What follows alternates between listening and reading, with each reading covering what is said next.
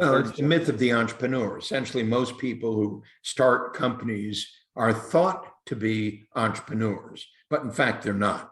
Can you just basically explain what is the eMyth? What does it actually mean?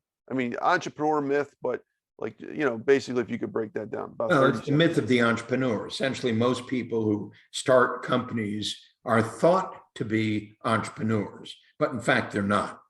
So in fact, what they are instead is what I've come to call technicians suffering from an entrepreneurial seizure. They went off on their own and then created a job for themselves. And now they're working for a lunatic, doing it, busy, absolutely out of their minds. They have absolutely no understanding or appreciation for what a great growing company actually does, how it does it, why it does it that way, and how then to transform their present condition into a true entrepreneurial company.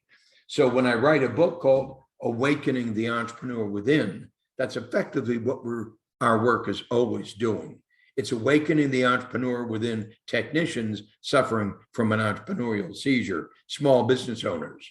So our primary consumer is a small business owner who's doing it, busy, and driving themselves crazy. How to alter that condition? To the degree we could alter that condition, we will have realized our dream, our vision, our purpose, and our mission. So when I started the Michael Thomas Corporation way back then in 1977, it was built upon a dream, a vision, a purpose, and a mission. The dream was to transform the state of small business worldwide. The vision was to invent the McDonald's of small business development services.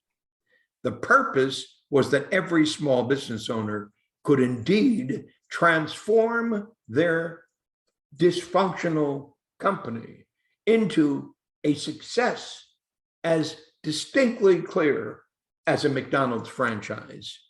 And the mission was to invent the business development system that would make all that possible. So at the heart of the work we've been doing since 1977 is our dream, our vision, our purpose, and our mission, which have remained constant to this day.